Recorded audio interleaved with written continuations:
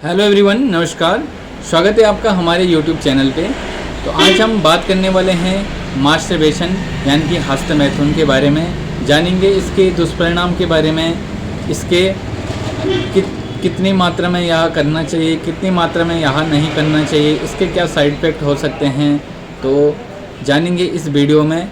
तो उससे पहले आप चैनल को सब्सक्राइब कीजिए, लाइक कीजिए, शेयर कीजिए, ताकि हमारी वीडियो सब तक पहुंचती रहे और लोगों के मन में जो ये मास्टरबेशन के प्रति जो भ्रांतियां हैं वो पूरी तरह से दूर हो सके।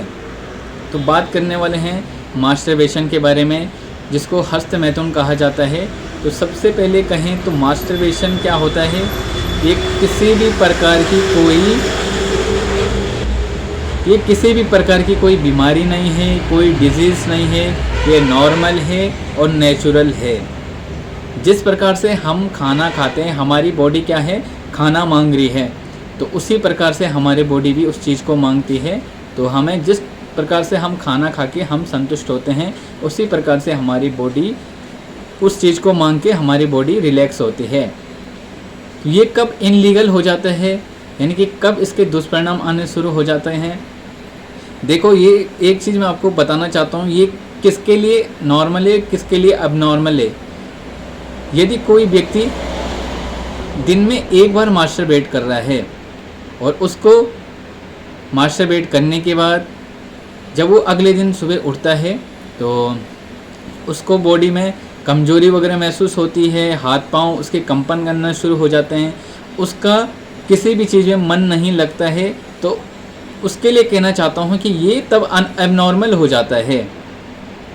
ठीक है, जब भी कोई एक ही टाइम में भले ही कर रहा है, लेकिन उसको कई चीज़ें हो रही हैं, कई समस्याएं हो रही हैं, थकान वगैरह महसूस हो रही है, या उसका किसी भी चीज़ में मन नहीं लग रहा है, उसको अजीब सा शरीर में फीलिंग उसकी अजीब सा हो रही है, तो उसके लिए वह एबनॉर्मल है। और ये किसके लिए नॉर्मल होता है, जब यदि कोई व्यक्ति एक दिन में 2 या 3 बार कर रहा है, लेकिन उसको किसी भी प्रकार की कोई प्रॉब्लम नहीं लग रही है, ना ही उसको फिजिकली कोई प्रॉब्लम लग रही है और ना ही उसको मेंटली कोई प्रॉब्लम लग रही है, तो इसके लिए यहाँ बिल्कुल नॉर्मल है, इसके लिए एबनॉर्मल नहीं हो सकता है। तो मेरे कहने का मतलब ये है, यदि आपको ये चीज़ें करने के बाद आपको शरीर में चिड़चिड़ापन लगता है, वीकनेस वगैरह लगती है और थकान वगैरह लगती है, आपका किसी भी चीज़ में मन नहीं लगता है, तो वो तब एबनॉर्मल हो जाती है।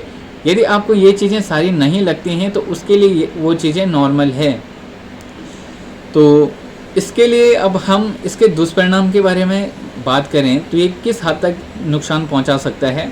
तो यदि कोई व्यक्ति लगातार इसको करता रहता है, यदि उसका पूरा ध्यान इसी चीज़ की ओर रहता है, वो पोर्न फिल्म देखता है या ऐसी कुछ मोबाइल पे कुछ इस प्रकार की चीज़ें देखता है, जिससे उसका फोकस पूरी उसी तरह पे निर्भर हो जाता है, वो मेंटली और फिजिकली पूरी तरह से उस चीज़ पे निर्भर हो जाता है, तो उसके लिए यह दुष्परिणाम हो सकता है।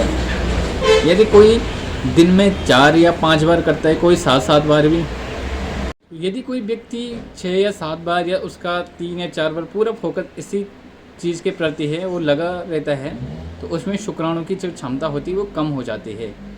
उसमें शुक्राणु की जो कमी होती है, शुक्राणु जो उसका सीमेंस होता है उसमें पतलापन शुरू हो जाता है और बाद में उसको बच्चे होने में भी प्रॉब्लम हो सकता है, बाद में नपुंसकता का भी वो कारण बन सकता है। तो यदि कोई एक दिन में एक बार कर रहा है तो उसमें कोई प्रॉब्लम नहीं है, क्योंकि ये नॉर्मल है और नेचुरल है। यदि पूरा फोकस उसी की तरह है तो उसमें कई साइड इफेक्ट देखे जाते हैं, जैसे चिड़चिड़ापन देखा जाता है, हाथ पाँव में कमजोरी देखी जाती है, किसी भी चीज़ में मन नहीं लगता है और चेहरे पे पिंपल्स वगैरह हो सकते हैं। तो ये इसके साइड इफेक्ट होते हैं, नपुंसकता आ सकती है। तो मेरा कहने का मतलब ये है कि इस चीज़ को ज़्यादा फोकस ना करें। ये तभी होता है जब आप 2 या 3 दिन में करें तो बेटर रहता है, 1 या 2 दिन में कर रहे हैं तो बेटर रहता है। तो इस चीज़ की ओर ज़्यादा फोकस ना करें, क्योंकि इसके आपको साइड इफेक्ट भी देखने को मिलेंगे। वैसे ये एक प्रकार से नॉर्मल है, नेचुरल है, किसी प्रकार की कोई बीमारी नहीं है। तो यदि आपको ऐसी कोई प्रॉब्लम लगती है तो आप मुझे कमेंट करके बता सकते हैं, उस कमेंट में हम आपका आंसर देंगे। तो मिलते हैं आपको अपनी नेक्स्ट वीडियो में, तब तक के लिए करें चैनल को सब्सक्राइब, लाइक और शेयर।